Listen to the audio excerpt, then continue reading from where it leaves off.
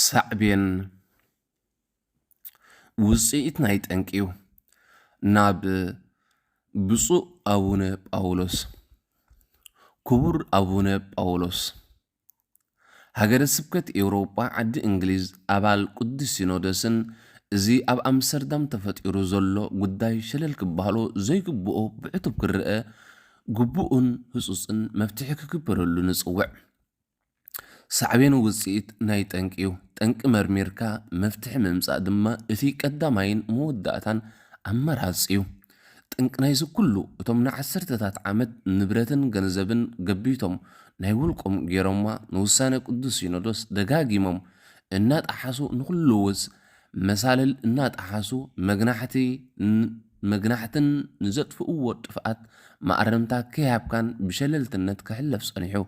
እኳ ደኣ ተኣኪዶም እናሃለዉ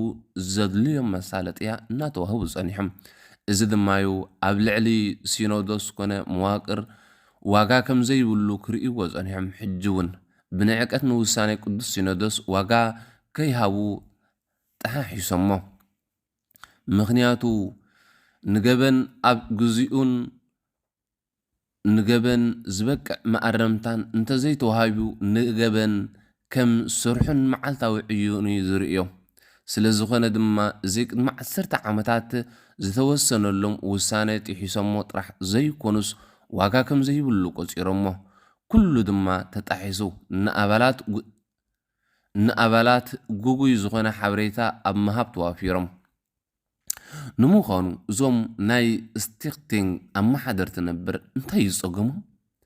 ካብ ስጅምሩ ኣትሒዞም ክሳብ ሕጂ ምስ ዝኾነ መዋቕር መሳለል ቅዱስ ሲኖዶስ ተሰማሚዖም ኣይፈልጡን ዘይምስምማዕ ጥራሕ ዘይኮነ ከቢድ ጥሕሰት ሕጊ እናፈጸሙ ስቕ ኢልኩም ዘይትርእዩናዩ ኣብ ንኡስ ሃገረ ስብከት ኔዘርላንድ 4 ንኡሳን ሃገረ ስብከታት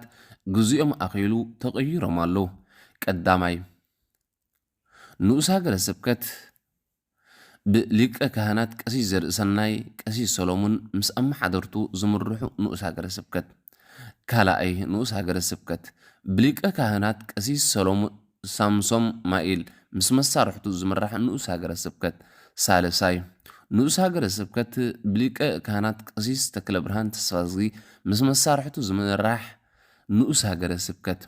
ራብዓይ ንኡስ ሃገረ ስብከት ብሊቀ ካህናት ሊቀ መዘምራን መርጌታ ገብረ ማርያም ምስ መሳርሕቱ ዝምራሕ ንኡስ ሃገረ ስብከት ሓሙሻይ ምስ ሃገረ ስብከት ኤውሮጳ ሻድሻይ ምስ ሃገረ ስብከት ኣቡነ ጳውሎስ ምስ ጳጳስ ሃገረ ስብከት ኣቡነ ጳውሎስ ሻውዓይ ምስ ቅዱስ ፓትርያርክ ዝመደብዎ ናይ ሕጊ ክኢላ ኣቶ ቴዎድሮስ ሻሙናይ ምስ ኮሚቴ ቤት ትምህርቲ ሰንበት ናይቲ ደብሪ ታሻዓይ ምስ ኩለን ኣብያተ ክርስቲያናት ኔዘርላንድ ዝነብሩ ኣቦ ወንበራት ዓሰራይ ምስ ሽማግለ ዕርቂ ተባሂሎም 3 ግዜ ዝተመዘዙ ኣቦታት ምዞም ኩሎም ኣባላት ኣይተሰማምዑን ኢልካ ጥራሕ ዝሕለፍ ኣይኮነን ፍሉይ ዝኾነ ጽልኢ ኣለዎምን ነይርዎምን እቲ ምኽንያት ሕጊ ግበሩ ብሕጊ ተመላለሱ ብሕጊ ህዝብኹም ኣገልግሉ እቲ ብስም ትካል ተመዝጊቡ ዘሎ ብስም ቤተ ክርስቲያን ቀይርዎ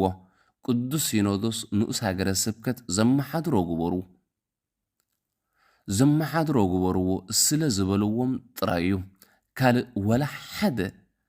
ዘራኽብ የብሎምን ክልተ ሰባት ርእስኻ የላን እንተኢሎምካ ሃሰስ በላ ዝበሃል ምስል ኣሎ ጸገምካ ክትፈልጥን ንርእስኻ ክትምርምርን ጌጋኻ ክትእርምን ዝሕግዝ ምስላዩ ኣብዞም ሰባት ግን ኣይሰርሕን እዩ ኣይኮነን ተጋጊና ክብሉ ንውሳነ ቅዱስ ሲኖዶስ ግቡእ ውሳነ ኣይኮነን ኢሎም ብወግዒ 2 ግዜ ነጺጎሞ ካብዚ ዝዓቢ ጥሕሰት ሕጊ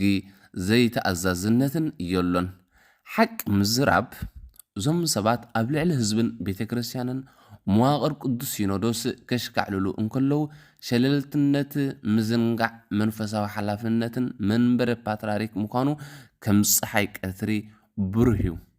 ውፅኢቱ ድማ ክሳብ ደም ምፍሳስ በፂሑ ስለዚ ክቡር ብፁዕ አቡነ ጳውሎስ ምስ ኣቦታት ተራዳዲእኩም ነዚ ተፈጢሩ ዘሎ ኣዝዩ ኣሰካፊ ኩነታት ብሕጊ መሰረት ህጹጽ ፍታሕ ክግበረሉ ኣባታዊ ግቡእኩም ክትዋጽኡ ንጽውዕ መፍትሒ ሕጂ እውን ህጹጽ መፍትሒ እንተዘይተገይሩሉ ሳዕቤኑ ዝበኣሰ ይክኸውን እቲ መፍትሒ ድማ ኣብ ልዕሊ እዞም ጠንቂ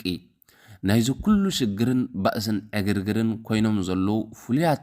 ናይዚ ህዝቢ ከዓቢ ፍልሊ ናይዚ ህዝቢ ከዓቢ ለይትን መዓልትን ዝጽዕሩ ዘለዉ ውልቀ ሰባት ንገበናቶም ዝበቅዕን ዘየዳግም ኣራምን ስጉምትን ክግበረሎም ንጽውዕ ምንጪ ኢየሩሳሌም ከመያላ ሰላም ንቤተ ክርስቲያን መድኃኔ ዓለም ወስብሃት ለእግዚአብሔር።